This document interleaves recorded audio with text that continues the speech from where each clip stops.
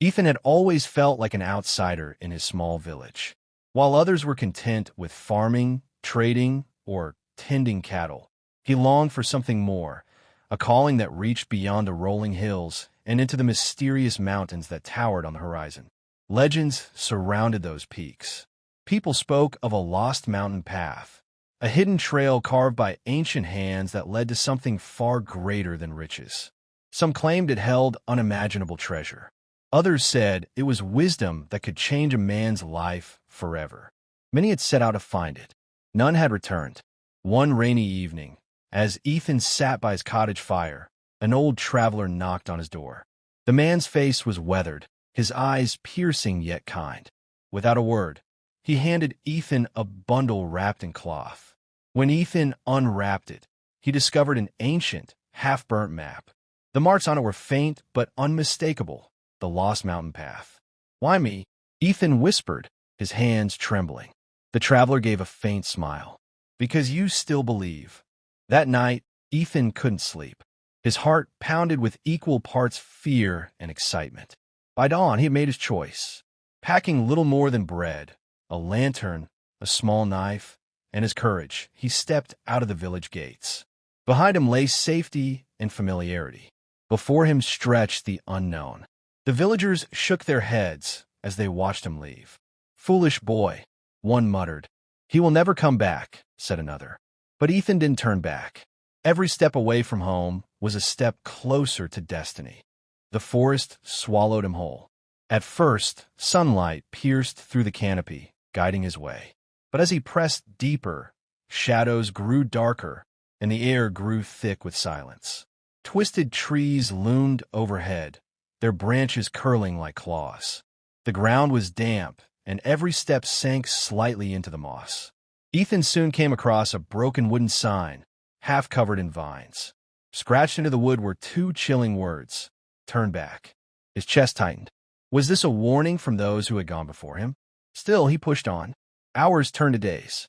Strange animal cries echoed through the forest at night, and rustling sounds followed him wherever he walked. He set up a small campfire one evening, his only comfort against the endless blackness. That night, as flames flickered, he heard footsteps approaching. His hand gripped his knife. "Who's there?" he called. Out from the shadows emerged a thin, silver-haired wanderer with eyes that glowed faintly in the firelight. The man sat down without invitation, warming his hands by the fire. "You seek the lost mountain path," the stranger said. Ethan's jaw tightened. "How do you know that?" "Because I once sought it too," the old man replied. His gaze was far away, as though staring into memories long buried. But remember this: courage is not the absence of fear. It is the decision to walk forward despite it. Before Ethan could reply, the old man stood and disappeared into the trees, leaving no trace. The next morning, Ethan found his footprints erased, as though the forest itself had swallowed the man. But the words lingered in Ethan's heart. The trees thinned, giving way to rocky cliffs. Ethan had reached the base of the mountains. The air was colder now, the wind sharper.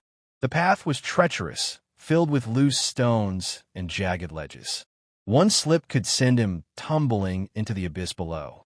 Hours later, he arrived at a canyon. A fragile rope bridge stretched across, swaying dangerously above a raging river. The wooden planks were rotting, and the ropes frayed. Ethan's stomach dropped. Crossing meant death if he slipped, but turning back meant failure. He placed one foot on the bridge. It creaked. Another step, then another. The wind howled, shaking the ropes violently. Halfway across, a storm rolled in. Thunder cracked, lightning split the sky, and rain poured in sheets. The bridge snapped under the force. Ethan's hand shot out, gripping a rope as half the bridge collapsed beneath him. For a moment, he dangled over the abyss. His arms screamed in pain, his grip slipping. "I can't," he whispered. But then he remembered the stranger's words. Courage is walking despite fear. With a primal roar, he swung his body forward, catching the remaining planks. Inch by inch, soaked and trembling, he dragged himself to the other side. When he collapsed on his solid ground, tears mixed with rain on his face. He was alive, High above the cliffs, Ethan discovered a cave entrance carved into the mountain itself. Strange symbols glowed faintly on the rock, as if guiding him inside. He lit his lantern and stepped in. The cave was silent, too silent. Yet as he walked deeper, visions began to swirl around him. The walls shimmered, turning into mirrors of memory. He saw himself as a child, mocked for his dreams. He saw the villagers laughing when he said he wanted adventure. He saw failures, times when he gave up, times when he doubted himself. The cave whispered with many voices. You are not strong enough. You will never succeed. You should have stayed home. Ethan fell to his knees, clutching his head. The visions clawed at him, dragging him into despair. But then another voice rose, not from the cave, but from within his own heart. You are more than your failures. You are not broken. Your cracks make you who you are. Ethan's breathing steadied. He rose to his feet, his lantern glowing brighter. The visions faded. The cave was not filled with monsters. It was filled with his own doubts. And he had defeated them. Beyond the cave, Ethan emerged onto a plateau bathed in golden light. Before him stretched the lost mountain path, shimmering like a trail carved from the sun itself. Flowers bloomed along its edges, untouched by time. At the path's end, he found not treasure, but a simple stone tablet. Etched into it were words that burned into his soul. The journey itself is the treasure. Courage, struggle, and belief, these are the riches that endure. Ethan laughed softly, tears rolling down his cheeks. All along, the path had never been about gold or jewels.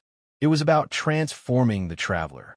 When he returned to his village months later, he was not the same boy who had left. His eyes carried the light of someone who had faced darkness and survived. Children gathered to hear his story. Men and women listened in awe. The legend of the lost path lived on, not as a place of wealth, but as a lesson of courage. Seedling moral. True adventure is not about reaching the destination. It is about becoming stronger with every step.